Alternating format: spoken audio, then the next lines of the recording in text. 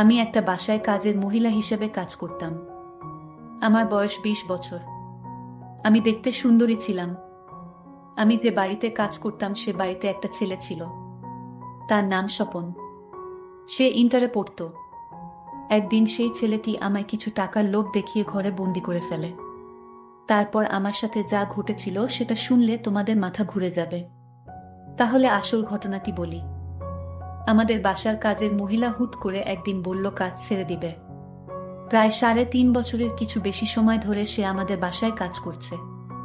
তার কাজ ছিল খুবই ভালো, তাকিয়ে থাকার মতো। আমরা তাকে আন্টি ডাকতাম। কাজ ছেড়ে দেওয়ার কারণ হলো সে পরিবার সহ ঢাকা শহর ছেড়ে নিজের দেশের বাড়ি কিশোরগঞ্জ চলে যাবে। হুট করে নতুন কাজের মহিলা কোথায় পাবে এ নিয়ে আম্মু খুব টেনশনে পড়ে গেল। কারণ এখন 80% মহিলারাই গার্মেন্টসে চাকরি করছে। বাসা বাড়ির কাজের চেয়ে গার্মেন্টসের কাজে তাদের আয় বেশি হয়। আম্মু টেনশন শুনে কাজের আন্টি বলল সে নিজেই তার পরিচিত একজনকে জোগাড় করে দিবে। আম্মু কিছুটা নিশ্চিন্ত হলেও পুরোপুরি ভরসা করতে পারল না। সবার কাজ তো আর পরিপাটি নয়। তাই আন্টিকে বলল তিনি কাজ ছাড়ার আগেই যেন একদিন সেই মেয়েকে নিয়ে আসেন। একদিন কাজ করিয়ে দেখতে হবে। ভালো না হলে আম্মু নিজেই লোক লাগিয়ে কাউকে খুঁজে নিবে। কথা মতো একদিন মাত্র 20-25 বছরের একটা মেয়েকে সাথে করে নিয়ে এলো সে। মেয়েটাকে দেখে আমরা অবাক হলাম। দেখতে যেমন সুন্দর, পরনের পোশাকও তেমনি পরিচ্ছন্ন। এই মেয়ে বাসার কাজ করবে ভাবতেই আমরা আশ্চর্য বোধ করছিলাম। কাজের আন্টির পরিবর্তে সেদিন কাজ করল মেয়েটা। আন্টি এবং আম্মু মিলে দিক নির্দেশনা দিচ্ছিল। কাজ শেষে তাদেরকে চা বিস্কুট দেওয়া হলো। খেতে খেতে মেয়েটাকে পরিচয় করিয়ে দিচ্ছিল আন্টি। সে বলল তারা যেখানে থাকে সেখানেই মেয়েটা তার একমাত্র ছেলের সন্তানকে নিয়ে ভাড়া এসেছে। নতুন এসেছে এই এলাকায়। এসেই সবার কাছে অনুরোধ করছে কেউ কোনো কাজ জোগাড় করে দিতে পারলে উপকার হবে। মেয়েটির স্বামী আছে, কিন্তু তার স্বামী তার সাথে প্রতিদিন ঝগড়া করে। তাই সে চলে এসেছে। তাই সে রাগ করে এখানে এসে নতুন ভাড়া নিয়েছে আর দুটো বাসা বাড়ির কাজ করছে বর্তমান। আগে কখনো করেনি। 1 তারিখের আগে থেকেই মেয়েটি নিয়মিত কাজে আসতে লাগলো। একদিন দেখলাম কাপড় ধুচ্ছে আর ফুপিয়ে কাঁদছে সে। আমরা নানান রকম প্রশ্ন করার পরও সে কিছুই বলেনি। এরপর থেকে প্রায় দেখতাম সে কাঁদছে। আমরা অনেকবার জিজ্ঞেস করার পর কিছু জানতে না পেরে একসময় জিজ্ঞেস করা বন্ধ করে দিলাম। একদিন সে তার ছেলেকে নিয়ে এলো। প্রথমবার ছেলেকে এনে সে অনেক সংকোচ বোধ করতে লাগলো। আমরা তাকে সহজ হতে ভরসা দিলাম। যেহেতু বাচ্চাটা ছোট সেহেতু মাঝে মধ্যে আনতেই পারি। শুনলাম প্রতিদিন ছেলেটাকে ঘরে একা তালা মেরে চলে আসে। আশেপাশে মেয়েটার কোনো আত্মীয় বা পরিচিত নেই। দেশের বাড়ি বরিশাল। এরপর থেকে ছেলেটাকে প্রায়ই নিয়ে আসতো। আমরা তাকে সবসময় এটা সেটা খেতে দিতাম। বাচ্চাটা ভয় নিতে না চাইলে তার মায়ের কথাই নিত। খুবই শান্ত বাচ্চা ছিল। একদিন মেয়েটা বাচ্চাকে কোলে নিচে এসে আমাদের রান্নাঘরে বসলো। আম্মু রান্না করছিল। আমি আম্মুকে সাহায্য করছিলাম। সে বসার পর কান্নার বেগ বেড়ে উচ্চস্বরে পৌঁছে গেল। আমরা জিজ্ঞেস করার পর সে সবকিছু আমাদেরকে বিস্তারিত বলল। করুণভাবে আমাদের কাছে সাহায্য চাইল। মেয়েটা যা যা বলল তার মতো করেই সবকিছু বর্ণনা করলাম। আমি বাবা মার একমাত্র মেয়ে ছিলাম। আমার বড় 2 ভাইয়ের একজন সরকারি চাকরি করে, আরেকজন মুদি দোকানি। সবার মধ্যে একমাত্র হওয়ায় আমার দাপটি ছিল অন্যরকম। ধরাকে সরা জ্ঞান মনে করতাম। আমার অনেক অন্যায় আবদারও সবাই পূরণ করত। আমি ছিলাম সবার দুর্বলতা। সবার এত এত প্রশ্রয়ের কারণে আমি বিগড়ে যাচ্ছিলাম, সেটা কেউ বুঝল না। স্কুলের গণ্ডি পেরোনোর আগেই স্কুলের ছেলের সাথে আমার ভালোবাসার সম্পর্ক তৈরি হলো। স্কুল ফাঁকি দেওয়া শুরু করলাম, যার কারণে প্রতি পরীক্ষায় ফেল আসতো। শিক্ষকরা বাবা মাকে ডেকে ডেকে বিচার দিলেও বাবা মা কখনো আমাকে মৃদু ধমক ছাড়া আর কোনো শাসনই করলেন না। এতে আমি আরো প্রশ্রয় পেয়ে গেলাম। স্কুল, কোচিং আর বান্ধবীদের বাড়ি যাওয়ার নাম করে ছেলেটার সাথে ঘুরে বেড়াতাম। সে আমার জন্য অজস্র টাকা পয়সা খরচ করত এবং সবসময় এটা সেটা উপহার দিত। একথা সে বুঝতে পেরে আর দেরি না করিনি। এক পর্যায়ে তার সাথে আমার বিয়ে হয়েছিল। বিয়ে হওয়ার পর তার চরিত্র সম্পর্কে জানতে পারি। তার আচার আচরণ ভালো ছিল না। তার সাথে আমার 6 মাস সংসার ঠিকই ছিল। এক পর্যায়ে তার কাছে থেকে আমি অবহেলা পেতে থাকি। আমাকে সে কোনো মূল্য দেয় না, আগের মতো সম্মান করে না। তার মিষ্টি কথা, টাকা খরচ, পুরন আবদার শুনে আমি জ্ঞানশূন্য হয়ে গেলাম। আমি ভেবেছিলাম তার সাথেই সারা জীবনটা কাটিয়ে দিব, কিন্তু তার আর আমার কপালে ছিল না। আমার তার সাথে আমার ঝগড়া লেগেই থাকতো। সে আমার কোনো কথাই শুনতো না। শেষে বুঝতে পারলাম তার সাথে সারা জীবনটা কাটানো আমার পক্ষে আর সম্ভব না। আমার এক ছেলে সন্তান ছিল। আমি তাকে নিয়ে এই বাড়ি থেকে চলে আসলাম সারা জীবনের জন্য। আমি তাকে ডিভোর্স দিতে বাধ্য হলাম। বাবার পারিবারিক অবস্থাও তেমন ভালো না। বাবা বর্তমানে অসুস্থ। আমি ছাড়া বাবাকে দেখাশোনা করার মতো আর কেউ নাই। যারা ছিল তারা অনেক দূরে চাকরি করে। ছোটবেলায় আমার মা মারা গিয়েছিল। এখন বাবাকে দেখাশোনা, আমার খরচ করার মতো কোনো পয়সা নেই। আর তাই বাধ্য হয়ে আমি আপনাদের বাসায় কাজ করতে এসেছি। আমি কাজের মহিলার কথাগুলো শুনে আমার খুব খারাপ লাগছিল। এই মেয়েটিকে এভাবে সে ফাঁকি দিতে পারল। এত সুন্দর একজন মহিলা। তার কথায় বুঝলাম আসলে সে একজন শান্ত নীরব প্রকৃতির লোক, আর এই মহিলাটাকে সে এভাবে ঠকাতে পারল। যাই হোক, কাজের মহিলাটি আমাদের বাসায় সকাল 6টায় আসে আর রাত 8টায় চলে যায়। আমি স্বপন, আমার বয়স 22, আমি এবার ইন্টারে পড়ি। কাজের মহিলাটি আমাকে সময় মতো চা বানিয়ে দেয়। কাপড় চোপড় ধোয়, খাওয়া দাওয়া সব কাজ করে এই মহিলাটি। মহিলাটির এই কষ্ট দেখে আমার খুব মায়া হতো। তার ছোট ছেলেটিকে নিয়ে আমাদের বাসার সকল কাজ করত। একদিন কাজের মেয়েটি আমায় বলল, স্যার, এ মাস শেষ হতে আরো 5 দিন বাকি, কিন্তু আজ আমার কিছু টাকার দরকার ছিল। কারণ বাবা খুবই অসুস্থ, বাবার জন্য আজ ওষুধ কেনার মতো কোনো পয়সা নেই। তাই যদি আজ আপনি 200 টাকা দিতেন তাহলে খুব উপকার হতো। ঠিক আছে, আপনি আসুন আমার সাথে। কাজের মহিলাকে নিয়ে আমি একটা রিকশায় করে বাজারে গেলাম।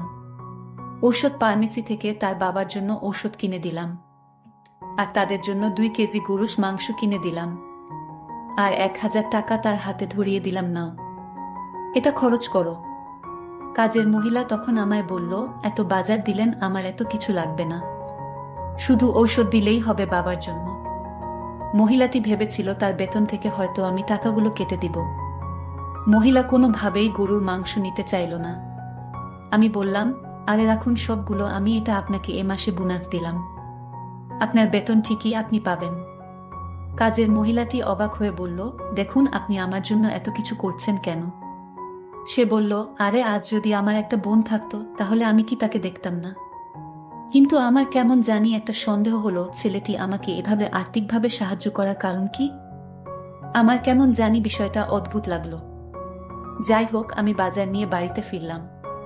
তারপর রান্না করে বাবাকে খাওয়ালাম।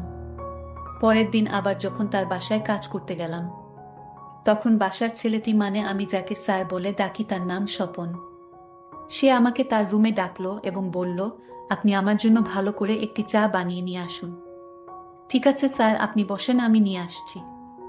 স্বপন তখন আমায় বলল, আপনি আমাকে স্যার বলবেন না, আপনি আমায় নাম ধরে ডাকবেন। আমি তার কথা শুনে কিছুটা অবাক হয়েছিলাম। তারপর চা নিয়ে আসলাম।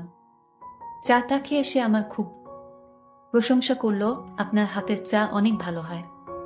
আমি তার এই কথাটি শুনেও কিছুটা আশ্চর্য হলাম, কারণ ইদানিং লক্ষ্য করছি সে আমার প্রশংসা করছে। আমার কি লাগবে না লাগবে সবকিছু উনি দেখাশোনা করছে। একদিন স্বপনের মা বাবা ঢাকা বেড়াতে যাবে, কিন্তু স্বপন যাবে না, কারণ তার নাকি সামনে পরীক্ষা, আর তাই সমস্ত বাড়ির দায়িত্ব আমার হাতে বুঝিয়ে দিলেন।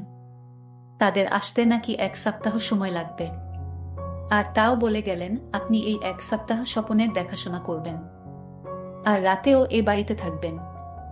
আমার কিছুই বলার ছিল না, কারণ আমি যদি তাদের এই কথা পালন না করি তাহলে হয়তো আমার চাকরিটা চলে যেতে পারে। আর তাই বাধ্য হয়ে আমার 1 সপ্তাহ আমি এই বাড়িতে থাকার সিদ্ধান্ত নিলাম। আমার একটা ভয় কাজ করছিল স্বপনের জন্য, কারণ স্বপন ইদানিং আমার বাজার খরচ, তারপর বাবার ওষুধের খরচ কেন দিল। পরের দিন তার মা বাবা চলে গেল ঢাকার উদ্দেশ্যে। এখন বাড়িতে আমি আর ও কাজের মহিলাটি। এত বড় বাড়ি, আর সেই বাড়িতে শুধু 2 জন মানুষ, আমার কেমন জানি একটা ভয় কাজ করছিল। স্বপন বাথরুমে স্নান করছিল, তখন আমায় ডাক দিয়ে বলল, বুয়া, আমি তোমায় ডাকছি, আমার কথা শুনতে পাওনি তুমি? আমি বললাম, বলুন স্যার। তখন সে বলল, টয়লেটে নিয়ে যেতে। আমি তার তোয়ালেটা এগিয়ে দিয়ে আসলাম। তারপর আমি এখান থেকে চলে আসলাম। আমি ভাবলাম অন্য কোনো দিন তো আমায় সে বাথরুমে কোনো কাপড় নিয়ে যেতে ডাকে নাই, আজ কেন ডাকলো? স্বপনের প্রত্যেকটা কাজ আমার কাছে অদ্ভুত মনে হলো।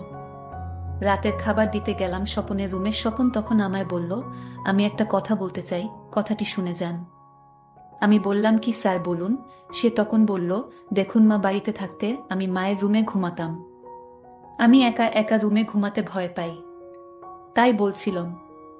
আমি তার কথা বুঝতে পারলাম, কিন্তু আমি কোনোদিন দেখি নাই তার মায়ের রুমে তাকে ঘুমাতে। স্বপন তার রুমেই ঘুমাই একা একা, অথচ আজ বলছে সে একা থাকতে ভয় পায়। স্বপনের মন কি চায় তা আজও আমি জানতে পারিনি। আমি তখন বলেছিলাম, দেখুন আমি তো আপনার পাশের রুমে ঘুমাই, কোনো সমস্যা হলে বা কিছু লাগলে আমাকে ডাক দিয়েন, আমি নিয়ে আসব। দেখলাম স্বপনের মুখটা কিছুটা কালো হয়ে গেল। স্বপন বলল, ঠিক আছে। তারপর আমি আমার রুমে ঘুমাতে গেলাম। আমার কিছুতেই ঘুম আসছিল না। স্বপনের কথাগুলো বারবার মনে পড়ছিল। সে আমাকে টাকা দিল কেন, আমার মাথায় বারবার এসব চিন্তা ঘুরপাক খাচ্ছিল। পরের দিন সকালে সে আমাকে 5,000 টাকা দিয়ে বলল, এই টাকাটা রাখো। আমি বললাম, এত টাকা আমাকে কেন দিবেন? সে বলল, আপনার বাবার ওষুধ কিনে খাওয়ানোর জন্যই।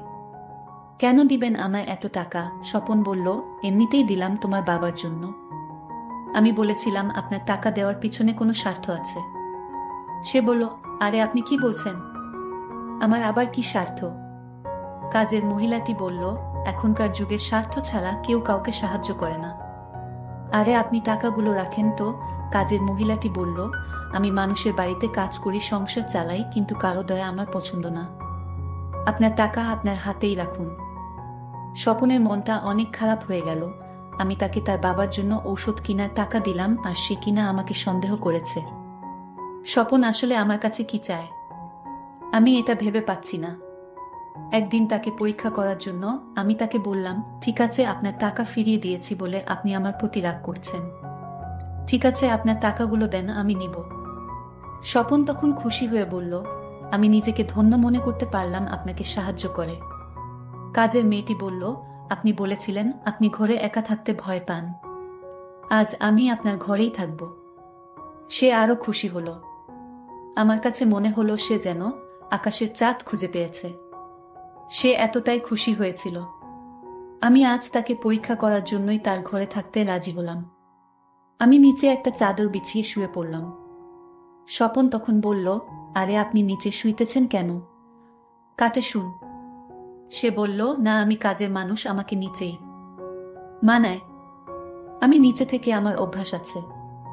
আমি তারে এত করে বললাম, সে আমার কোনো কথাই শুনল না, নিচেই শুয়ে পড়ল।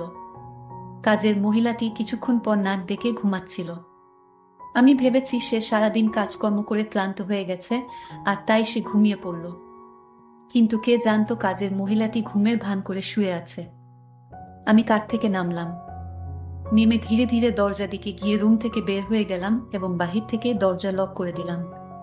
তারপর এই দিকে কাজের মহিলাটি বুঝতে পারল স্বপন রুম থেকে বের হয়ে গেছে, আর তাই সে বিছানা থেকে উঠে দরজার কাছে গিয়ে বলল, আপনি আমায় এভাবে ঘরে বন্দি করছেন কেন? একটু পরে জানতে পারবে। হঠাৎ দেখলাম একটা দাড়িওয়ালা, মাথায় টুপি পরা, মনে হয় কোনো ধার্মিক লোক। স্বপন বলল, দেখুন তো ওনাকে চিনেন কিনা। আমি তাকে ভালো করে লক্ষ্য করলাম। সে আর কেউ না, আমি যাকে ডিভোর্স দিয়েছিলাম সে, মানে আমার সাবেক স্বামী। আমি বললাম, উনি এখানে আসলেন কেন?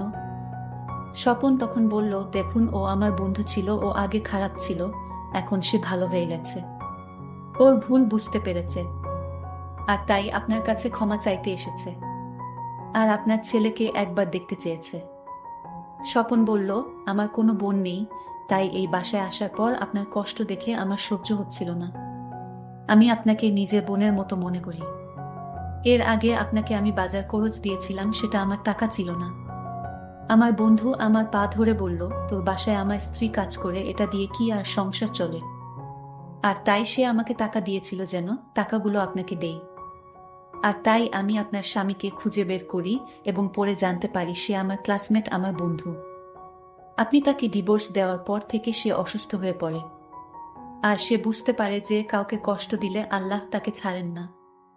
হয়তো আপনাকে কষ্ট দেওয়ার কারণে আজ আমার বন্ধুর এই অবস্থা। সে এখন ৫ ওয়াক্ত নামাজ আদায় করে। আপনি আমার বন্ধুকে ক্ষমা করে দিন।